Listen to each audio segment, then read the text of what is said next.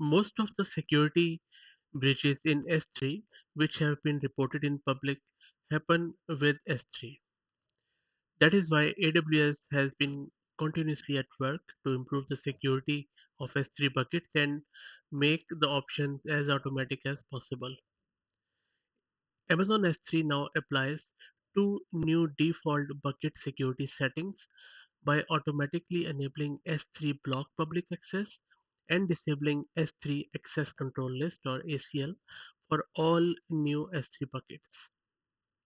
This change was first announced last year and now it is applied on all AWS regions.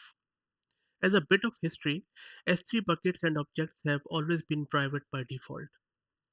AWS added block public access some 4 years ago and the ability to disable ACLs in 2021 in order to give you more control and have long been recommending the use of AWS IAM policies as a modern and flexible alternative.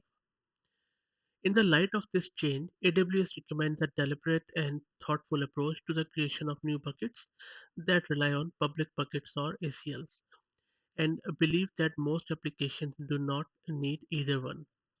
If your application turns out to be one that does, then you will need to make the changes that AWS has recommended in their CloudFormation templates from S3, and I'll put the link into the